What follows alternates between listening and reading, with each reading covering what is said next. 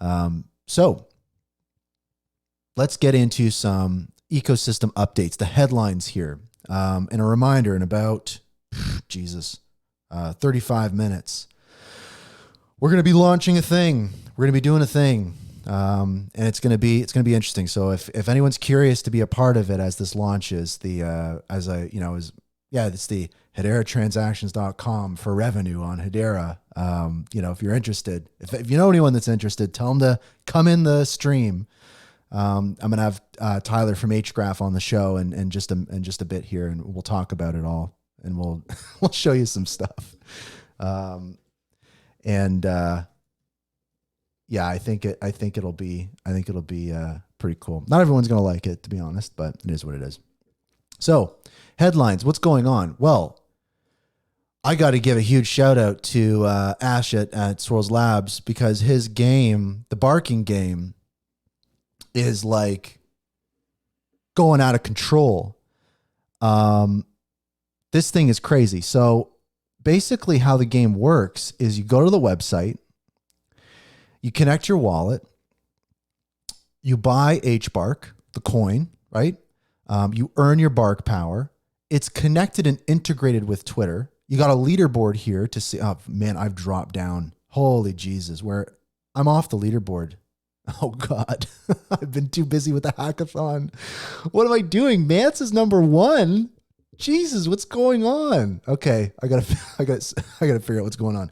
But anyways, how it works is when you're on Twitter or X, and someone posts something that you think is cool, all you have to do is comment something and just put how much hBARK you want to vote for it. And how it works is it's all connected together. So when you are barking at people on social media, on X, it adds to your ranking in the leaderboard. So to be honest, if you're watching this show, comment on the post, give me some hBARK. I got to get back up the leaderboard. I don't know what happened. But yeah, you can bark at people. And this is, again, like ThriveCoin, this is a community engagement incentive program that's like rewarding community members for the work they do in the ecosystem. And more than that, this was built just organically by a community member. So this stuff is what I'm all about. This is what I'm here for. This makes me so bullish on this ecosystem, on the Hedera community, because this is engagement at work. So huge shout out to the Barking Game Project, hBARK coin. Let's rock and roll. Ash, you're a legend. And yeah, it is what it is. This is awesome. I love to see it. All the instructions are on the site, but y'all should go check it out. Also too, kind of like a little bit of a, womp news. I was watching another episode of the HBAR Bulls show, a great episode, by the way. And look at this. This is pretty breakthrough. So Coinman, how you doing, buddy? Barks in the live stream. I got to see Ash barking in a YouTube live stream. This is a new paradigm. This is a new paradigm for the barking game. I don't know if it works, but we'll have to see. But yeah, I was watching the HBAR Bulls show over the weekend. Another great episode. But just one like little nugget from it was about the Coupon Bureau. Obviously in Hedera, we talk about the Coupon Bureau all the time. The question was like, is the Coupon Bureau still building on Hedera? It's been forever. And basically Rob Allen, who is on the governing council at Australian Payments Plus, he's got good insight into everything happening. Basically what I took away from it is the new 8112 coupon standard is full steam ahead. But like many businesses, especially in this economy right now, Coupon Bureau is focused on generating some revenue, right? And I don't know if it's up in the air if they're going to use Hedera for their system, but it definitely is up in the air as if it's going to be launched with Hedera this year or what that timeline looks like. So I don't think we can say Coupon Bureau is not using Hedera for their use case right now. I think more so we've gone from it's going to launch with Hedera to I don't know exactly what's going to be happening with it. So that's something to keep an eye on for sure, but it is what it is. This was great to see. Will from Dead Pixels Ghost Club, I love this energy, tweets out, the vibes are coming back. And I got to agree. I know, again, that we've got a lot of problems in the ecosystem and we talk about them on the show, but I don't know. There's a bit of a sentiment happening. There's a bit of an organic energy kind of popping off a little bit, which I'm appreciating, which I'm excited about. So I dig that. Just wanted to give that a little bit of a shout out. Hey, thank you, Coin Man. He barked my X post as well. Thank you. Let's get me up in the leaderboards. So AOPay. This was cool to see. So HBAR Tata, regular viewer of the show, friend of the show, appreciate you. Always fire posts. AOPay, a new shopping payment solution built on Hedera, more than almost 250,000 grocery stores in Indonesia are members of the AOPay by SRC ecosystem, which leverages digital solutions for grocery partners, stores, and customers. The app also offers a points scheme and pay later. So a payment solution, right? For their tweet got deleted. Okay, so AO deleted their post. So I'm assuming this is still going. But again, payment solution, kind of like what we were talking about with coupons. It's a bit of a vibe. Hoping it's still on. AOPay, bring the tweet back or something. I don't know. Moving on to Copper. Copper is a crypto custodian, and this was launched last week while I was at the conference. Kind of cool to see. This is an article from the block, and do not allow notifications from this website. Good Lord. Copper. So they're providing custody services. A few notes about them is they're connected to a ton of different firms and organizations, and those organizations custody like trillions of dollars in assets. Oh my God, these pop-ups. Good Lord. So the organizations they are connected with custody trillions, right? So in the article also mentioned, earlier this year, blockchain firms Arcax and Onera issued a BlackRock treasury fund on Hedera. So there you go. Though without BlackRock's direct involvement. Is that a link to the Cointelegraph article? Okay, whatever it is. Deep tracks. And the other thing about Copper is the core of their business is custody. They support HBAR and HTS tokens like USDC. So that's kind of interesting. They also have the EVM tokens like BlackRock and Aberdeen money market funds, like we said. It supports HBAR native staking, which is cool. They have a collateral management tool, and they have integrations with major exchanges like Coinbase, Kraken, and Binance. So this is pretty important. I mean, a big thing this ecosystem has been focused on is custody solutions for institutional investors and different things like that. So this stuff is very, very, very important. So it's very good to see these kinds of things coming online. So Copper, shout out, good to see. I'm stoked. This was a very cool story to see. So shout out to Michael Cantor at NFTier launching KiloScribe. I was just on a call with him recently, showcasing some of the stuff, and this stuff is truly awesome.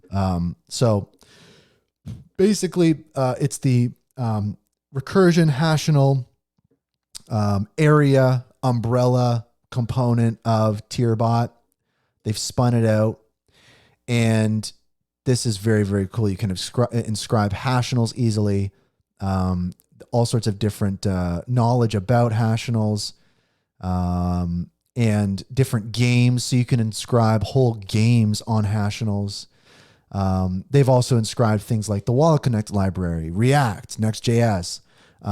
So if you're a developer, these resources are actually stored now on the Hedera network that can be accessed via KiloScribe's APIs. And so to put it in more technical terms, we've got immutably stored and provable programs, applications stored on Hedera, which is huge. So it's not like you have the same capabilities when it comes to the execution of smart contracts, but similar to a smart contract, you can have executable code on the hash graph, immutably stored and provable. So this is a major step forward into what Hedera can be used for in the future and now. And I think that this stuff is going to be pretty incredible. And right here, there's WASM handling. There's lots of different demos you can use here. There's games. So you got like Hashnell's Blaster, Hashnova, Snake Dash, who everyone's familiar with, Space Inu Space Dash. And again, these are games that are stored on the Hedera consensus service, inscribed, similar to like Bitcoin ordinals. So, I mean, we've gone on the show about this stuff over and over and over again, but this is just bringing it up to the next level. And they also have a hackathon submission for one of the components of this. So this is huge. I mean, the Hedera hackathon stuff is like really producing some really awesome stuff. Actually, on that, I got to give a shout out to Bones, who's always watching the show. Bones had his hackathon submission, and I love this. So this is a game. Let me get to the game footage here. Yeah, so this is a game where as you're playing and you're doing your moves with your player, it records all those moves to the consensus service. So all the actions that you're taking in the game are provable and immutable. So that is very cool. Another hackathon submission, like, you know, lots of crazy stuff happening. What else we got going on here? This was pretty big. So not only did Karate Combat get a shout out on the Lex Friedman podcast, which was pretty huge. They've been getting a lot of coverage and different media stuff happening. Only LARPing, the founder of Karate Combat, shared this, and I think this is huge. He says, for any sport, esport, fantasy sport, etc., that wants to replicate karate up-only gaming with zero development, we're offering all our software 100% free, iOS, Android, web, and backend, immediate access to our 100,000 users, and token incentives to accelerate growth. Reach out. This is what this is all about. Karate Combat is one of the flagship use cases on Hedera. I love it. So many people in the ecosystem love it. And here they are opening up the door for everybody and saying, build, use our stuff. We'll help you. And this is something I love to see. I love to see this. So huge shout out to Only LARPing and Karate Combat. We have yet to see what the implications of this is going to be, but I imagine that there's going to be quite a few really cool use cases that are coming, and we'll just kind of have to see what that looks like. I can't even imagine. I can't even imagine what we're going to start seeing, but I think it's going to be really, really, really cool. Let's see here. What else we got going on? We've got, one sec. Classic. My Stream Deck fell out of sync or something like that. I got to plug it back in. Have you tried turning it on and off again? There we go. Let's see if the buttons work now. Camera 2. There we go. Also too, so again, on a bit of a, not a downer note, but it is what it is. We got an update from Bonzo Finance. So they're delaying their mainnet launch because the Supra Oracle that gives price feeds have decided to, at this time, stop serving some of that data that Bonzo Finance is going to need. And so as far as I know, according to the information here, is Bonzo Finance is working with various partners in the ecosystem to try and get the resources needed to ensure that they can launch on time. I'm a little, to be honest, as we know, borrowing and lending is so, I've had Brady on the show, co-founder of Bonzo Finance, on the show. And he made it clear, and it's clear to me, that borrowing and lending is probably one of the most, if not the most important component of DeFi in Web3. It accounts for, I think, 45% of TVL in general. So really, when you think of that, that's huge. And some people might say like, well, borrowing and lending is risky and it's leverage and it's this and it's that and blah, blah, blah. It's like, hello, that's the whole economy. That's the world economy. Take out borrowing and lending from like the American economy. It's like you have nothing. That's what an economy is. Being able to have liquidity, being able to hold something and not have to sell it to get access to liquidity, right? Borrow against it, or earn yield from lending things. So, yeah, so that's a comment here. Borrowing and lending is risky. Yeah, for sure it's risky, but if you don't have borrowing and lending in an economy, the economy doesn't exist really. Think about what would happen to, a major economy like America or something like that if you didn't have borrowing and lending. That's all it is. That's all it is. You want to buy a house? You're borrowing. You want to do anything? You're borrowing and lending. Credit, that's what it is. So whether you use it or not, borrowing and lending is such a critical component to any Web3 ecosystem. It's why so many ecosystems put so much support and emphasis on those platforms. So it's shocking to me that Bonzo Finance and other platforms are struggling to launch. It's not like we have a lack of resources in Hedera. We have plenty of resources to deploy. This is a really important thing, and for Supra as an Oracle, borrowing and lending platforms are dependent on trusted and verified price feeds for the price of assets being borrowed and lended, to ensure that things are over collateralized and all those different types of things. So it is a little shocking to me because it's not that difficult of a problem, and very unfortunate. It would be a major hit to this ecosystem if we didn't have a borrowing and lending platform launch. And Bonzo Finance seems to be one of the leading ones. So this says a lot. And I think that definitely some alarm bells should be going off. And we definitely need to immediately make sure that this aspect of the network is supported. Supra needs to be able to supply those price feeds, and Bonzo Finance needs to be able to get their platform live so we can start really moving. It's critical. So I want to, just if you're building in the borrowing and lending space, huge shout out. I'd encourage anybody who isn't up to speed on it or doesn't really understand it, look into it. It's so critical. It's like literally the lifeblood of a crypto economy. And when we get borrowing and lending, there's so many people ready to use it. And that's what's going to attract enterprise, right? Remember, Hedera is saying, we want enterprise, right? And what we're hearing back from enterprise is, you need more users, you need more TVL, you need more retail. So let's answer the call. Let's double down. Let's make it happen because it's so close. We're so close. We're right there. There's no shortage of resources. Let's deploy it. Let's make it happen. Anybody who gets this back on track is going to be a hero. But huge shout out to Bonzo Finance. Good team, working hard. Now on to a win. Love to see this. Neuron, awesome use case on Hedera. They've made a post, progress check. We now have almost 50 live flight data services, aka sensors, registered on the network as part of the beta program.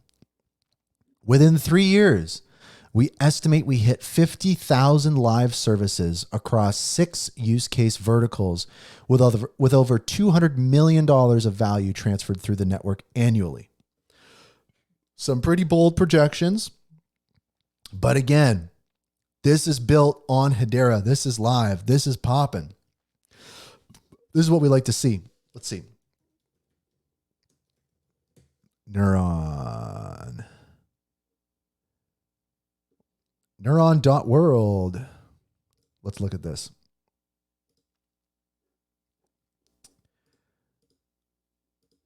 Where's the home page? Hold on. Home. Take me home. Okay. Check this out. This is the Neuron Explorer. So these are people who have purchased physical hardware sensors, put it into their roofs and different things, and they're sending data to the Neuron network. This is a protocol. Look at this. So this is going to be able to track flight data, delivery systems, like all sorts of stuff. This is a decentralized protocol. If Neuron goes out of business in the future, this will still exist. Weather data, whatever it is. This is like the version 2 of Helium in a way. So this is so exciting. This is happening. This is driving TPS. This is an awesome vibe. A total of 5.3 million transactions. How awesome is that? Like, seriously, how awesome is that? And again, this is a use case that was promised years ago, delivering. And we've been talking about them. So I know sometimes we talk about use cases like Coupon Bureau and different things like that, where it's like, oh, they disappeared, or oh, it's not working out, or whatever. But to be clear, more often than not in Hedera, this community, this ecosystem is delivering in big ways. And it's really fun to see. So again, huge shout out to Neuron, all that kind of stuff. I love to see it. Also, we've got, there's a bit of a question for Manson Lehman that I saw on Reddit. And to be honest, this is one thing I'm like really bummed about is someone said first principles. Manson Lehman posted 4 videos for their new first principles show within the span of a month. Then nothing. And I was so stoked on that first principles video series. They did one on like the early days of Hedera. They did one on AI. I think they did or were going to do one on quantum computing. So there's a bunch of cool stuff that they were talking about and we're going to talk about. They were planning on doing one a month. I don't know why there isn't a new first principles, but like Lehman and Mance, if you're listening to the show, please, we need a new first principles. I'd love to see them. That'd be great to see. Yeah. So we're about 15 minutes out from, I would say, launching one of the most important tools in the ecosystem this year, HederaTransactions.com, but for revenue. And I think that this is going to be something that everyone will find really useful. Also, you know, it's a hackathon submission from Hgraph, so it was kind of cool. We built it in 30 days. And it's something that I think a lot of people are going to find, they're going to find really useful. And maybe we got Tyler calling in shortly here. But yeah, maybe, I mean, I've been away for 2 weeks here, just at the conferences and building stuff and everything like that. It's been a while. I've missed you guys. It's been a while since we hung out. And maybe I'll just give some general observations of just kind of over the last few weeks is I think that, again, I talk about this a lot, you know, the fact that, you know, leaders in this ecosystem are people that do see problems as opportunities, right? I think that there are definitely problems, and I think that we can definitely talk about them. I think a big challenge that we've had through different challenges we've had this year, and we can list them off. There's definitely been some setbacks in this ecosystem for sure, some disappointments, some hard conversations. And actually one of those is, this is actually worth kind of bringing up here. Quick little detour here. I know there's some mixed opinions on this, but it's just worth noting. The HBAR bull has a letter that was sent to the Hedera Governing Council about staking. And I talked about this on the show a lot last few episodes. This is the letter though. He had written a letter and now has published it after it was sent to the governing council.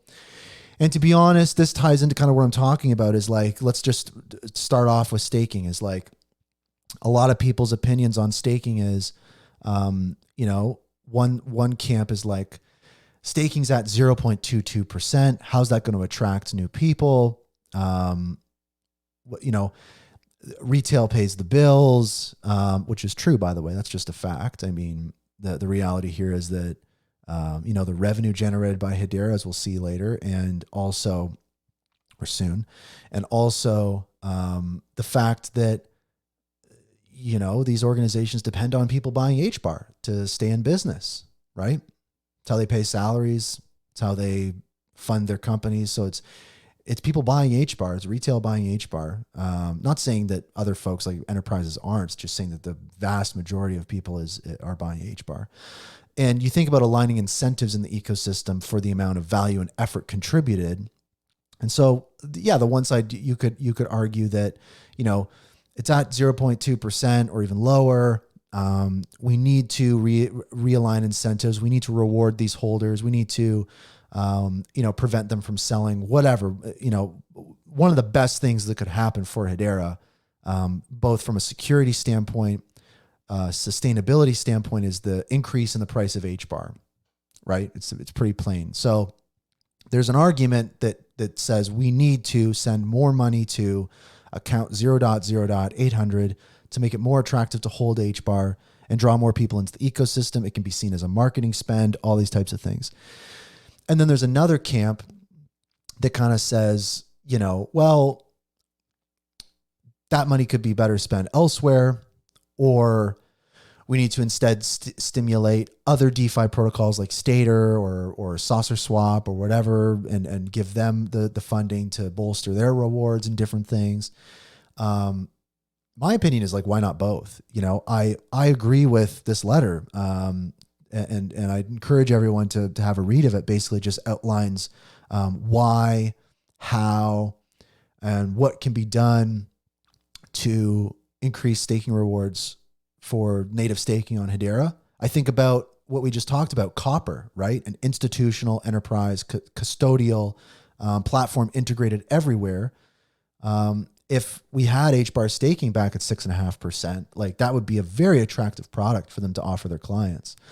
And again, it would further bolster the growth of the network awareness. I think it could do more good than any marketing campaign. So I agree with that, but I also see the other side of it. I guess my opinion is like, I don't understand the logic behind someone saying we shouldn't increase native staking on Hedera. I don't think that there's a good reason for that. I do think that would be a very effective deployment of capital, even to get it back up to the 2.5% limit or whatever.